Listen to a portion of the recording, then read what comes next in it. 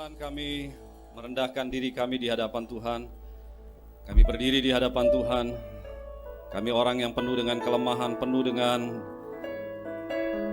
dosa di hadapan Tuhan. Layakan kami Tuhan pada sore hari ini untuk kami mendengarkan firman-Mu. Layakan kami Tuhan untuk menerima kebenaran yang datang daripada Tuhan. Kami menyiapkan hati dan pikiran kami.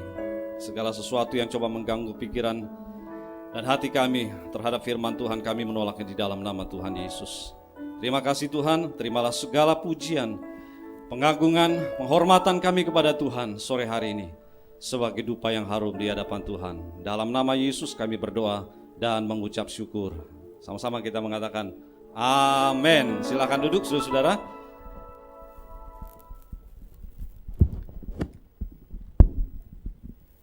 Puji Tuhan, shalom. Senang sore hari ini kita bisa kembali beribadah bersama-sama di dalam rumah Tuhan.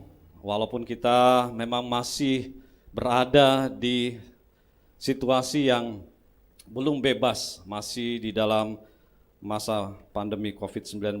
Tapi kita percaya bahwa kita anak-anak Allah senantiasa diberikan kekuatan, diberikan perlindungan oleh Tuhan.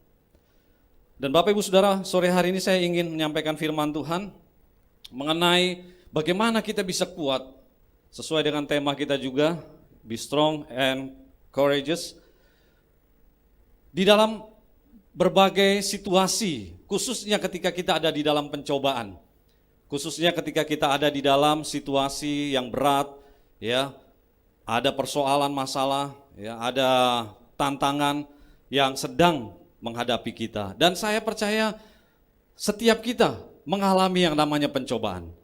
Setiap kita yang namanya anak Tuhan itu pasti mengalami godaan. Nah, sore hari ini saya ingin mengajak kita sama-sama belajar dari Tuhan Yesus bagaimana kita bisa menang atas pencobaan yang datang kepada kita. Karena tidak sedikit saudara-saudara, ya, orang percaya dia kalah di dalam pencobaan. Dia gagal di dalam pencobaan, ya.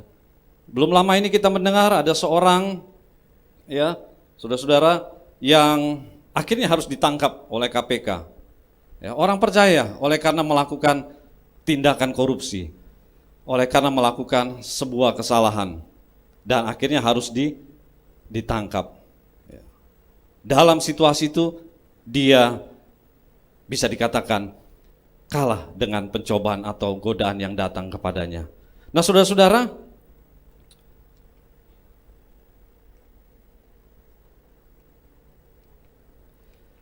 kalau bicara pencobaan, setiap kita tidak lepas daripada pencobaan, saudara.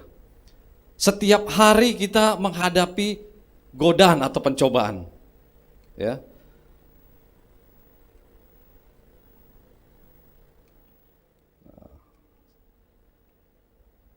Lukas pasal 4 ayat 1 sampai 13. Mungkin kita baca dulu teks kita sore hari ini, saudara. Injil Lukas pasal 4 ayat yang pertama sampai yang ke-13.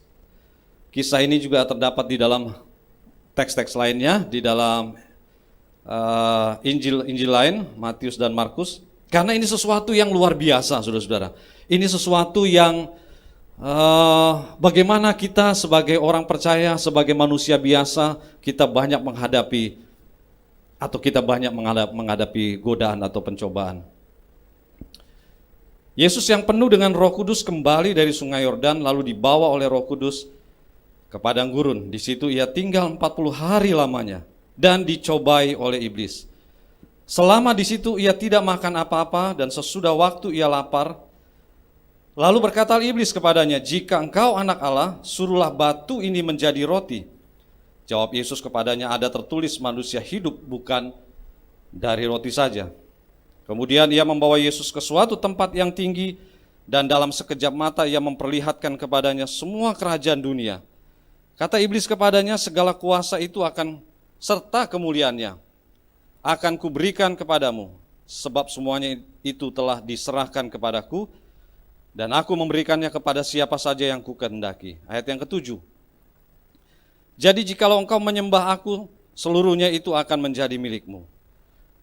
Tetapi Yesus berkata kepadanya, "Ada tertulis, engkau harus menyembah Tuhan Allahmu dan hanya kepada Dia sajalah engkau berbakti. Kemudian ia membawa Yesus ke Yerusalem dan menempatkan Dia di bubungan bait Allah. Lalu berkata kepadanya, jika engkau anak Allah, jatuhkanlah dirimu dari sini ke bawah. Sebab ada tertulis mengenai engkau, Ia akan memerintahkan malaikat-malaikatnya untuk melindungi engkau. Dan mereka akan menatang engkau di atas tangannya, supaya kakimu jangan terantuk kepada batu. Yesus menjawabnya katanya, ada firman, jangan engkau mencobai Tuhan Allahmu. Ayat 13, sesudah itu iblis mengakhiri semua pencobaan itu. Ia mundur daripadanya dan menunggu waktu yang baik. Nah saudara yang dikasih dalam Tuhan, pencobaan itu atau godaan itu saudara-saudara bagian dari hidup kita ya. Ini yang harus kita pahami, harus kita mengerti. Sehingga kalau nanti dia kena ya masalah, ada pencobaan, ada godaan, ya dia sudah mengerti bahwa itu bisa terjadi dalam kehidupan kita. Tentunya kalau dia tidak memahami, tidak mengerti, bisa jadi dia menyalahkan Tuhan. Ada orang percaya yang menyalahkan Tuhan, masalah datang hidupnya, dia salahkan Tuhan. Ya, ada pencobaan atau godaan datang, dia salahkan Tuhan. Ya, apalagi dia mengatakan ada firman Tuhan bahwa Tuhan mencobai anak-anaknya ya, seperti Abraham dicobai. Nah, tentu kalau dia tidak memahami ini akan berakibat tidak baik dalam kehidupannya saudara-saudara. Sampai ada yang mengatakan bahkan hidup itu sendiri adalah sebuah pencobaan. Hidup yang kita jalani ini saudara-saudara dari kecil sampai hari ini itu bisa menjadi sebuah pencobaan atau godaan bagi kita. Ada ayat firman Tuhan mengatakan hari-hari ini adalah jahat. Ya, Efesus 5 ayat 16. Mau mengingatkan juga kepada kita saudara-saudara bahwa hidup kita ini tidak lepas dari yang namanya pencobaan atau godaan. Kita sudah lihat dari teks kita, Yesus Kristus sendiri juga mengalami cobaan. Iblis datang mencobai Yesus. Saya kadang-kadang berpikir, apakah iblis tidak tahu bahwa itu Tuhan Yesus? Bahwa Yesus itu adalah Tuhan. Kalau dia Tuhan, kenapa harus dicobai? Sudah pasti enggak berhasil. Sudah pasti gagal. Ya, saudara-saudara, tapi memang kita tahu bahwa iblis itu tidak maha tahu. Iblis itu tidak maha tahu. Iblis itu bukan seperti Allah. Ya, dia tidak tahu segala sesuatunya. Walaupun dia bisa melakukan sesuatu yang seperti Tuhan lakukan, tapi dia tidak seperti Tuhan. Nah, saudara yang dikasih dalam Tuhan, Yesus dia berhasil menghadapi cobaan dalam hidupnya.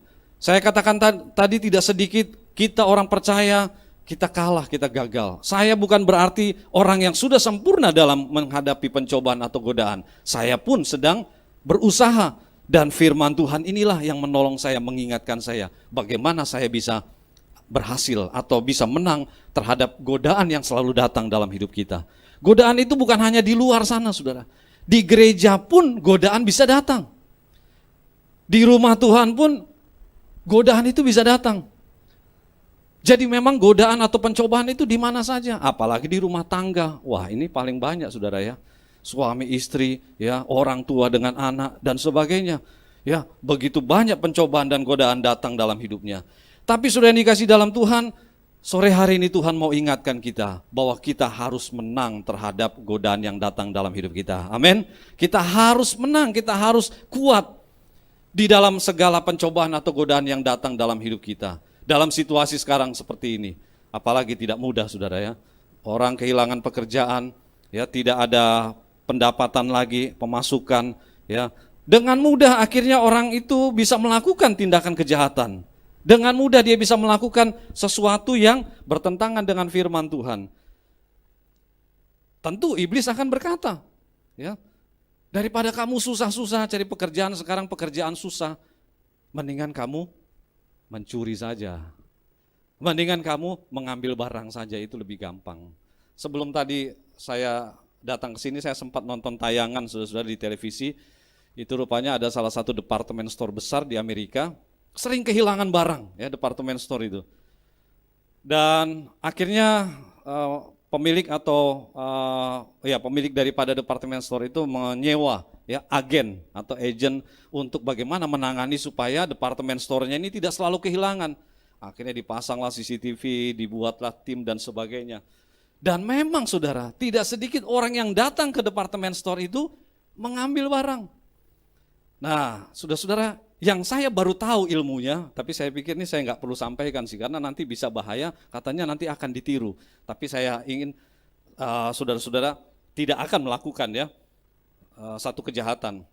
Jadi waktu ditangkap seorang ibu yang mengambil barang, saudara-saudara, dia ambil pakaian, masukin ke tasnya, bawa tasnya dia gantung tas, dimasukkan ke dalam situ. Ada 3 atau 4. Dan dia tidak tahu kalau ada kamera CCTV yang memperhatikan. Dia lihat ada petugas, tapi dia pikir petugasnya tidak melihat. Tapi ada kamera, dan ketika sudah ditangkap, baru ketahuan kalau dia mencuri. Dan yang menarik, si pengawas CCTV ini juga dia heran, kenapa kok tidak bunyi? Yang sebetulnya ada itunya saudara ya, ada apa itu di barang-barang tersebut tuh ada seperti tanda nanti bunyi ya kalau keluar dari itu. Jadi rupanya nggak bunyi, kenapa? Karena ternyata di tas wanita itu sudah ditutup dengan aluminium foil ya. Nah ini yang saya mau katakan, saudara nanti jangan jangan melakukan tindakan seperti ini suatu tidak baik. Tapi saya pikir-pikir, apa benar ya? Rupanya memang itu tidak akan bunyi ya, kalau itu di dalam tasnya itu ketutup seperti itu. Nah, jadi saudara, dan ini boleh dikatakan orang Kristen saudara. Orang percaya. Nah itulah mengapa Tuhan mau supaya kita sebagai anak Tuhan, kita tidak kalah dengan pencobaan-pencobaan, godaan-godaan yang datang, yang setiap saat datang kepada kita. Yesus sebagai guru agung kita memberikan contoh teladan.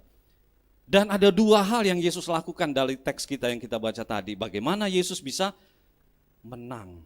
Saudara, ketahuilah bahwa Yesus ketika digoda itu, ya, Yesus itu juga sebagai manusia. Dia manusia biasa. Ya, sering kita dengar Yesus itu 100% manusia biasa, dia 100% juga Allah. Walaupun kadang-kadang hitung-hitungan ini jadi membingungkan dan susah. Tapi sebaiknya kita mengerti bahwa posisi Tuhan Yesus itu juga sebagai manusia. Dan barangkali itu yang dilihat iblis. Yesus juga manusia. Jadi dia bisa coba menggoda, dan kalau digoda bisa jatuh, bisa gagal. Nah, Injil Lukas secara khusus saudara-saudara, atau Dr. Lukas ini yang menulis Injil Lukas, itu sedang banyak kali menjelaskan kepada pembacanya, ya, dicatat di dalam Injil Lukas ini, menampilkan kemanusiaannya Yesus. Jadi kalau saudara baca Injil Lukas dari pasal pertama sampai terakhir 24, kenapa kok saudara perhatikan ada bagian-bagian yang ditekankan itu seperti Yesus berdoa, ya, Yesus mengalami cobaan ini juga, dan ini sebenarnya lebih jelas daripada teks yang lain. Dan hal-hal yang lainnya itu sedang menunjukkan kemanusiaannya Yesus, bahwa Yesus benar-benar manusia 100%. Nah, saudara yang dikasih dalam Tuhan, sebagai manusia biasa, Yesus bisa dicobai. Dan puji Tuhan, kita punya teladan untuk kita ikuti, yaitu Yesus bisa menang. Bertubi-tubi iblis menggoda Yesus, iblis mencoba Yesus. 3 kali kita baca tadi bagaimana iblis mencobai Yesus. Biasanya kalau sudah 3 kali saudara-saudara, ya kan biasanya kalau angka 3 itu 1 bolehlah, 2 ya bolehlah. Tapi yang ketiga biasanya tidak sedikit yang gagal, tidak kuat. Ya. Jadi angka itu juga mau menunjukkan bahwa ini sesuatu yang betapa Yesus dicobai dengan luar biasa oleh si iblis. Apalagi kita baca tadi, Tuhan Yesus dalam keadaan lapar, dalam keadaan berpuasa, lapar dan haus. Secara manusia kalau kita lapar dan haus, lalu kita ada masalah, ya, kena persoalan, biasanya emosi ya saudara-saudara, lebih emosi ketimbang mereka yang kenyang, yang keadaan baik. Tapi kalau sedang lapar, sedang tidak ada makanan, ya saudara, dengan mudah akan emosi. Tapi kita melihat bagaimana Yesus tetap tenang, dan Yesus tidak kalah. Di 3 kali dicobai, Yesus menang. Mengapa Yesus bisa menang? Ini pertanyaannya saudara-saudara. Dan sore hari ini saya mau mengajak kita untuk kita merenungkan bagian firman Tuhan ini. Bagaimana juga supaya kita bisa menang sebagai anak-anak Tuhan, ya? Bagaimana kita bisa kuat di dalam pencobaan atau godaan yang datang dalam kehidupan kita. Sehingga kita menjadi anak-anak Tuhan yang memuliakan nama Tuhan. Amin. Kita menjadi orang Kristen yang memuliakan Bapa kita di surga. Tuhan senang kalau anak-anaknya memuliakan Bapanya. Saya percaya Tuhan senang kalau kita bisa berbuat seperti yang Tuhan kehendaki. Nah, yang pertama saudara-saudara, saya katakan tadi bahwa ketika Yesus dicobai, Yesus hanya pakai firman Tuhan. Saya katakan hanya pakai firman Tuhan.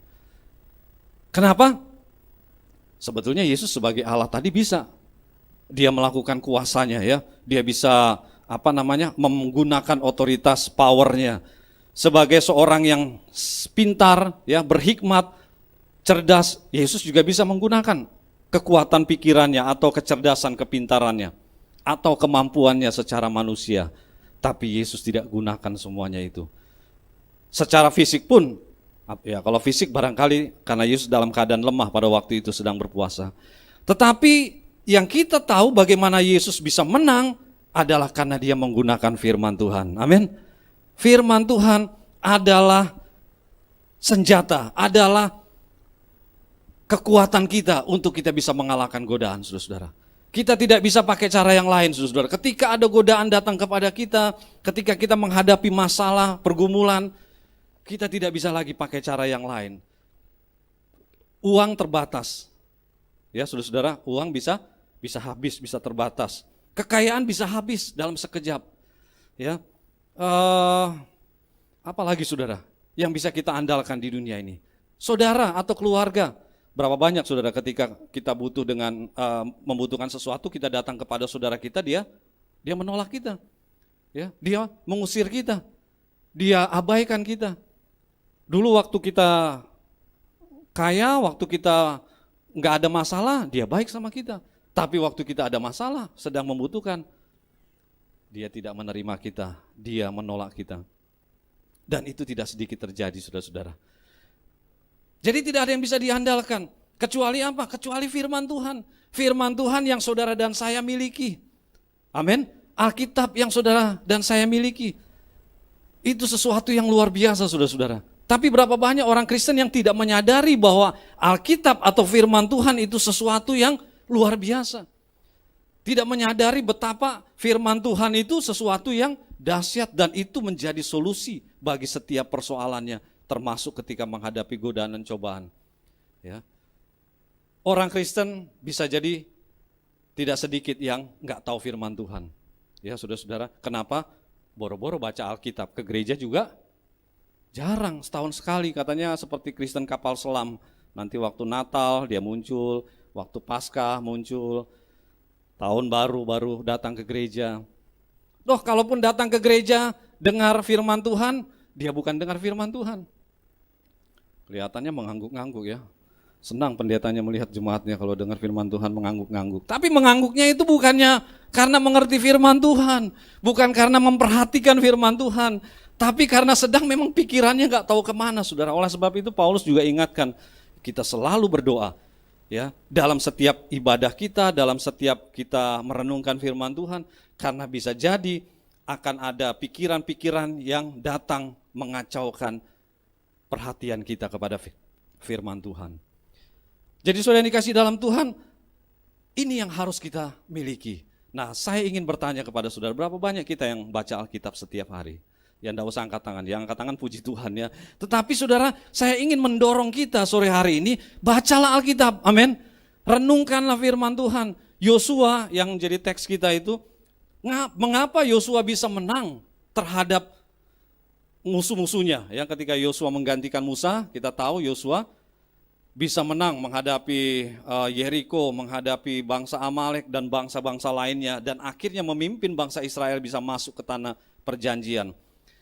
Di pasal yang pertama sudah Tuhan ingatkan, hei Yosua, jangan lupa memperkatakan firman Tuhan. Jangan lupa renungkan firman Tuhan siang dan malam. Karena memang itulah yang menjadi kekuatan Yosua. Karena itulah yang menjadi senjata atau kemenangan daripada Yosua dalam menghadapi berbagai tantangan dan persoalan. Dan itu juga yang menjadi kekuatan kita, saudara-saudara, ketika kita ada di dalam persoalan atau masalah. Hanya dengan firman Tuhan. Amin. firman Tuhan. Alkitab menyebutkan bahwa firman Tuhan itu berkuasa. Amin. Firman itu ya dan amin. Yesaya 55 ayat 11, setiap firman yang keluar dari mulut Allah, perkataan-perkataan Allah itu tidak pernah gagal. Selalu terjadi. Artinya apa? Itu artinya firman Tuhan berkuasa. Artinya firman Tuhan ya dan amin. Matius 24 ayat 35, langit dan bumi ini boleh berlalu, boleh hilang, boleh lenyap, tapi firman Tuhan tidak akan lenyap. Amin, saudara. Itu mau menunjukkan kepada kita bahwa firman Tuhan itu betapa berkuasa. Tapi sekali lagi, tidak sedikit anak-anak Tuhan yang tidak suka membaca Alkitab atau merenungkan firman Tuhan. Tidak sedikit anak-anak Tuhan yang tidak melakukan firman Tuhan. Seperti Yesus yang sudah memberi contoh. Yesus bukan hanya tahu firman Tuhan. Bapak Ibu Saudara perhatikan, 3 kali iblis pakai firman Tuhan. 3 kali juga Yesus pakai firman Tuhan. Tapi iblis pakai firman Tuhan, dia sembarangan saja. Iblis mengutip firman Tuhan, dia tidak mengerti ayat firman Tuhan yang dia pakai. Satu contoh ketika Tuhan Yesus iblis berkata, jatuhkanlah dirimu, nanti akan ada malaikat Tuhan yang menatang. Itu ada ayatnya memang di dalam perjanjian lama. Dan iblis mengatakan itu, saudara. Saya kadang-kadang berpikir, gimana ya anak Tuhan ya, jangan sampai kalah sama iblis. Masa iblis saja tahu firman Tuhan, anak-anak Tuhan gak tahu firman Tuhan. Ya tidak heran kalau anak-anak Tuhan tidak tahu firman Tuhan, dia kalah pasti oleh iblis. Tidak heran kalau dia kalah dengan si iblis, dengan si roh jahat itu, saudara-saudara. Oleh sebab itu mari kita belajar merenungkan atau membaca Alkitab. Jadi saudara yang dikasih dalam Tuhan, Yesus menghidupi firman Tuhan. Dengan apa? Dengan dia melakukan kehendak Bapa. Kita tahu di dalam firman Tuhan dikatakan bahwa ya, orang yang melakukan firman Tuhan itu dia dalam Mazmur 1 ayat 1 sampai 3 itu dia akan kuat seperti pohon yang ditanam di tepi aliran air. Ya. Di dalam surat Yakobus juga dikatakan percaya, ya, beriman, tapi kalau tidak ada perbuatan juga tidak menjadi kekuatan atau sia-sia saja. Ya. Jadi saudara yang dikasih dalam Tuhan, firman Tuhan atau perintah Tuhan itu harus kita gunakan dalam segala keadaan. Jadi waktu kita menghadapi persoalan, masalah, seperti sekarang ini barangkali kita menghadapi pergumulan, Bapak Ibu Saudara, pakailah firman Tuhan. Amin. Pakailah firman Tuhan. Perkatakan firman Tuhan. Percaya kepada firman Tuhan. Seperti Daud ketika dia menghadapi Goliat. Ya, Goliat yang kita tahu besar, dia datang dengan pedang dan semua senjata lengkap. Tapi apa yang Daud bawa? Ya memang kita tahu Daud hanya bermodalkan ali-ali saja. Tapi itu berbanding langit dan bumi senjatanya Daud dengan Goliat. Tapi Bapak Ibu perhatikan apa yang Daud lakukan. Dalam 1 Samuel 17 ayat 45 sampai 50. Dia dikatakan, engkau mendatangi aku dengan pedang dan lembing. Maksudnya si Goliat menghadapi Daud dengan pedang dan lembing. Dan pedangnya Goliat itu terkenal luar biasa, saudara. Ya, pedang yang begitu tajam, begitu dahsyat. Tapi Daud dikatakan dia datang dengan membawa nama Tuhan. Daud datang membawa firman Tuhan. Dia katakan, aku datang kepadamu dengan membawa nama Allah semesta alam. Itu artinya saudara, Daud menghadapi Goliat dengan firman Tuhan. Dan kita tahu bagaimana Daud bisa mengalahkan Goliat. Saya percaya batu satu yang digunakan Daud itu cukup ya saudara-saudara. Ya, satu batu itu saya cukup asal dengan firman Tuhan. Ya, dengan firman Tuhan batu itu cukup lalu mengenai kepala dari Goliat dan Goliat ambruk saudara. Begitu besar dan begitu hebatnya Goliat. Begitu besarnya masalah bangsa Israel pada waktu itu. Selesai dengan firman Tuhan. Sadrak, Mesak, dan Abednego yang bisa kita lihat di dalam kitab Daniel. Mereka orang-orang juga yang menggunakan firman Tuhan. Ketika yang lainnya tidak mau menyembah patung yang dibuat oleh Raja Nebukadnezar, tapi mereka bertiga tidak. Sebab mereka berkata, kami menyembah kepada Allah kami yang hidup. Sekalipun Allah kami tidak menolong. Nah, ini yang luar biasa, saudara. Ya, kalau firman Tuhan itu sudah seperti hidup dalam dirinya, dia bisa berkata, kalaupun Tuhan tidak menolong, saya tidak akan menyembah. Dan saya percaya itulah yang menjadi kemenangan Sadrak, Mesak, dan Abednego. Saudara yang dikasih dalam Tuhan, firman Tuhan harus kita gunakan. Amin. Jadi gunakanlah firman Tuhan setiap kita menghadapi godaan. Ada godaan, ada pencobaan, ingatkanlah firman Tuhan, gunakanlah firman Tuhan. Ya, saudara-saudara, karena disitulah yang menjadi kemenangan kita. Itu yang pertama, saudara-saudara. Yesus memberi contoh bahwa hanya dengan firman Tuhanlah iblis kalah, iblis lari. Ya. Sampai ada yang mengatakan kalau pakai cara yang lain, iblis lebih hebat, saudara. Hanya satu ini saja, iblis tidak hebat. Karena apa? Karena iblis tidak mau mentaati firman Tuhan. Tadi saya katakan sekalipun dia tahu, tapi dia salah menggunakannya. Tadi saya belum menjelaskan bahwa ketika iblis mengatakan jatuhkanlah dirimu ke bawah, akan ada malaikat Tuhan yang menatang. Iblis salah mengartikan ayat itu. Padahal ayat itu mengartikannya bukan kalau kita dengan sengaja menjatuhkan diri, lalu ayat itu berguna atau menolong kita. Itu terjadi ketika kita dengan tidak sengaja, kita tidak mencobai Tuhan. Nah, saudara, tidak sedikit orang Kristen juga mencobai Tuhan. Saya beberapa kali juga diingatkan, kamu jangan mencobai Tuhan. Sudah tahu kamu gak boleh makan itu, kamu masih makan. Ya, berdoa, Tuhan berkatilah makanan ini agar menjadi berkat bagi saya. Padahal dokter sudah bilang, dia sudah tahu gak boleh makan makanan itu. Amin. Itu namanya mencobai Tuhan, saudara. Ya, sudah tahu kita nggak boleh mendekati, ya, narkoba, maksudnya memakai narkoba, ya. Dan kita coba-coba mendekati. Itu namanya mencobai Tuhan. Saya bilang sama anak kaum muda, tadi malam saya melayani di kaum muda. Saya bilangnya anak-anak muda, karena di sini juga ada anak muda. Pak Pendeta, kita boleh nggak pasangan yang tidak seimbang atau cari pacar, cari teman hidup yang tidak seiman? Saya bilang tidak boleh. Kenapa Pak Pendeta? Karena ada firman Tuhan yang mengatakan kita nggak boleh menjadi pasangan yang tidak seimbang, walaupun arti yang di Korintus itu tidak langsung kepada pasangan hidup. Tapi di perjanjian lama ada yang mengatakan bahwa kita tidak boleh mencari pasangan yang tidak percaya kepada Tuhan. Tapi Pak Pendeta itu ada kok, bisa ya. Nanti dia pacaran lalu dia menikah, nanti dia bawa pasangannya. Saudara, yang banyak terjadi apa? Dia yang dibawa atau dia yang membawa atau dia yang dibawa? Dia yang dibawa. Nah, saudara yang dikasih dalam Tuhan, itu sama saja mencobai Tuhan ketika kita sudah tahu bahwa tidak boleh lalu kita lakukan itu. Mencobai Tuhan. Dan Yesus sudah mengatakan jelas, janganlah kamu mencobai Tuhan Allahmu. Dan kalau kita coba mencobai Tuhan Allah kita, maka sesungguhnya kita tidak akan pernah mengalami kemenangan dalam pencobaan atau godaan yang datang kepada kita. Yang kedua, saudara-saudara, dikatakan di dalam ayat yang pertama tadi, ya, bagaimana Yesus bisa menghadapi atau menang atas godaan yang begitu luar biasa datang kepadanya. Yang bagi saya juga, saudara-saudara, godaan yang iblis lakukan itu godaan yang mendasar. Sehingga dengan mudah orang itu akan ikut maunya si iblis.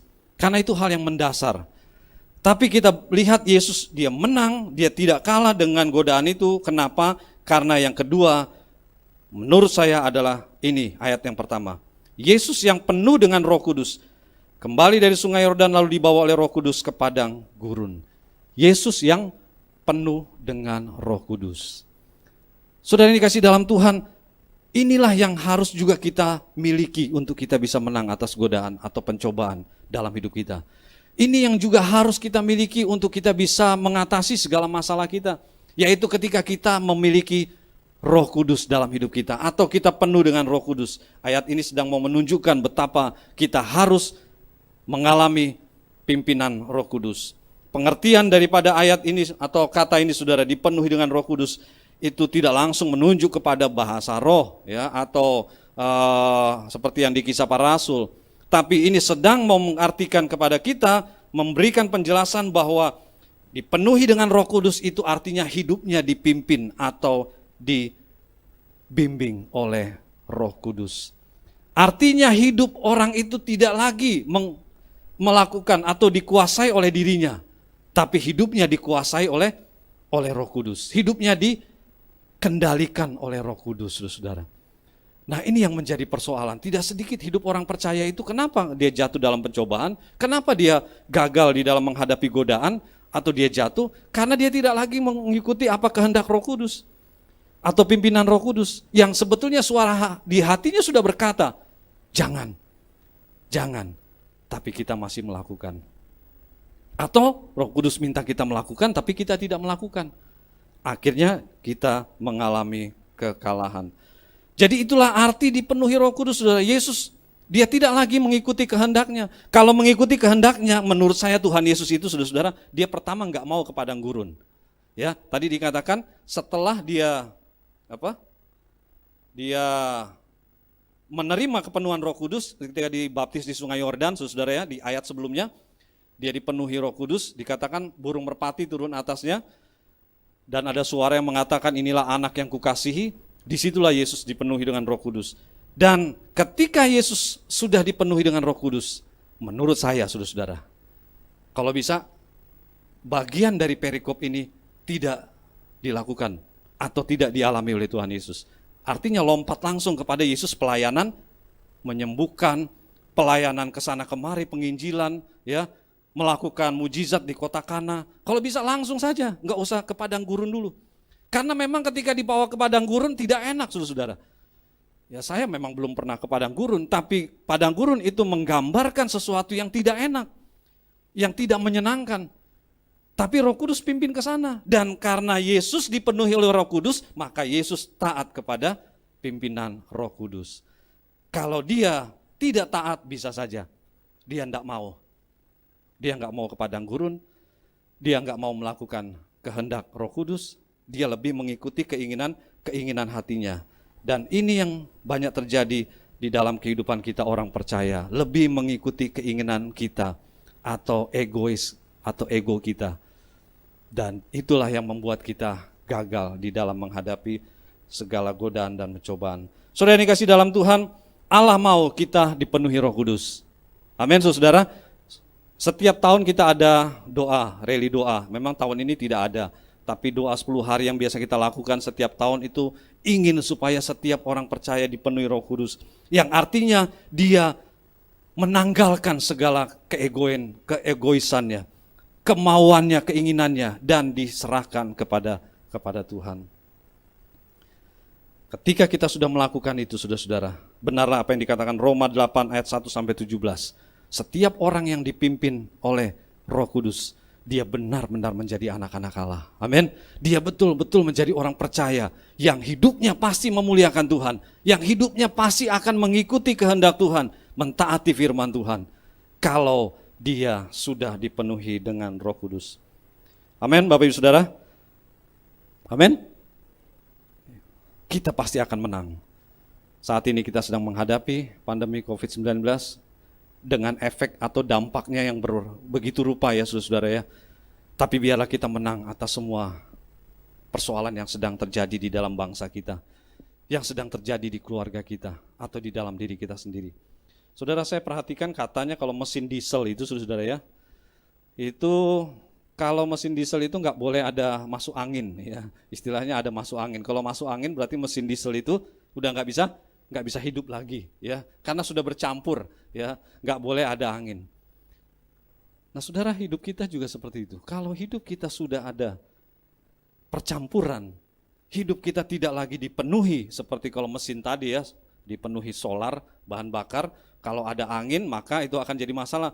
Kalaupun hidup katanya itu tenaganya nggak ada. Dan gitu juga orang Kristen saudara, memang hidupnya ketika dia memang jadi orang Kristen tapi tidak dipenuhi Roh Kudus, sebetulnya hidupnya juga tidak ada kuasa lagi, ya, tidak bertenaga, powernya tidak ada. Itulah yang dijelaskan juga di dalam Kisah Para Rasul. Jadi saudara yang dikasih dalam Tuhan, Allah mau kita menang dalam segala pencobaan. Amin. Apapun pencobaan itu, kita di atas semuanya. Dan kita menjadi anak Tuhan yang memuliakan Tuhan. Saya akhiri dengan sebuah kisah, saudara-saudara. Memang tidak dicatat di dalam Alkitab, tetapi kisah ini ada di dalam sejarah tradisi Katolik. Dan juga sejarah gereja sebetulnya ada, saudara-saudara ya. Petrus yang kita kenal, seorang murid Tuhan Yesus yang begitu terkenal ya. Petrus seorang yang begitu bersemangat. Tapi kita tahu bagaimana Petrus juga bisa mengalami persoalan. Sebelum dia dipenuhi Roh Kudus dan setelah dipenuhi Roh Kudus itu berbeda jauh, saudara ya. Kita tahu itu. Tapi ketika Petrus sudah dipenuhi dengan Roh Kudus, saudara-saudara, kita baca di Kisah Para Rasul, Petrus dia bisa menang atas segala pencobaan yang datang kepadanya. Ketika diperhadapkan kepada mahkamah agama, enggak takut lagi seperti dulu, saudara. Itulah yang Tuhan mau juga dalam hidup kita ketika kita dipenuhi dengan Roh Kudus. Kisah ini, saudara-saudara, ketika Petrus memimpin gereja di kota Roma, ya, gereja yang besar di kota itu, tapi satu kali kota itu, saudara-saudara, mengalami kebakaran yang besar. Dan kebakaran itu sebetulnya menurut cerita itu dilakukan sendiri oleh kaisarnya. Ya, tujuannya apa? Karena ada beberapa tujuan kaisar membakar gedung itu atau bangunan itu, yaitu supaya salah satunya dia menyalahkan orang Kristen. Orang Kristen ini paling mudah disalahkan. Jadi saudara-saudara, akhirnya dibuatlah kabar bahwa itu disebabkan oleh orang Kristen dengan ayat yang mengatakan ada ya harus melakukan sesuatu ya, dan akhirnya dituduh orang Kristen ditangkap ya, dibakar menurut cerita sejarah gereja, saudara. Jadi orang-orang percaya itu dijadikan tiang-tiang penerangan di kota Roma pada waktu itu. Jadi penerangannya pakai bahan bakar manusianya itu orang Kristen. Dan kadang-kadang juga dijadikan tontonan untuk diadu dengan binatang-binatang buas ya, saudara-saudara, di tempat yang kita kenal itu Kolosium. Jadi saudara dikasih dalam Tuhan, termasuk Petrus yang ada pada waktu itu. Dan Petrus ketika mendengar bahwa akan ditangkap semua orang Kristen termasuk pemimpin-pemimpin gereja, Petrus dia pergi dari kota itu. Dia mau melarikan diri, saudara. Dia mau meninggalkan gembalaannya, dia mau meninggalkan jemaatnya. Di tengah perjalanan di satu tempat yang sepi, dia bertemu dengan seseorang. Dan seseorang itu mengatakan, "Quo vadis? Mau kemana kamu?" Gitu ya. Tapi saudara-saudara, perkataan itu dia ingat persis. Dia tahu bahwa yang berkata itu adalah Tuhan Yesus. Mengingatkan kepada dia, kamu mau kemana? Kamu kan sudah harusnya melayani di sana. Jangan meninggalkan gerejamu, jangan meninggalkan gembalaan domba-domba yang kau gembalakan. Jangan meninggalkan pelayananmu. Dan akhirnya apa, saudara? Ketika Petrus mau melanjutkan setelah mendengar perkataan itu, enggak jadi. Petrus balik lagi ke kota Roma. Dan menurut sejarah, akhirnya Petrus mati di kota Roma. Ya, dia disalibkan terbalik. Dan tapi di situ dibuatlah gereja yang besar, Saint Peter di kota Roma. Nah, saudara yang dikasih dalam Tuhan, tapi ini terjadi oleh karena Petrus sudah dipenuhi dengan Roh Kudus. Saya percaya inilah yang juga terjadi dalam hidup kita. Ketika kita menghadapi persoalan pergumulan, saudara, mungkin kita akan lari dari persoalan itu. Kita akan lari meninggalkan keluarga kita. Kita lari meninggalkan yang seharusnya kita tidak boleh tinggalkan. Tapi karena kita sudah dipenuhi Roh Kudus dan Roh Kudus bicara dalam diri kita, maka kita tidak akan melakukannya. Kita akan kembali, kita akan melanjutkannya, saudara-saudara. Amin. Itulah yang Tuhan mau untuk kita alami dalam hidup kita. Sehingga benarlah kita akan menjadi anak-anak Tuhan yang memuliakan Tuhan. Kita akan menjadi orang percaya seperti Yesus memberikan teladan. Enggak kalah dengan iblis, enggak kalah dengan pencobaan dan godaan. Tapi justru kita menang dan kita bisa menjadi berkat, menjadi saksi.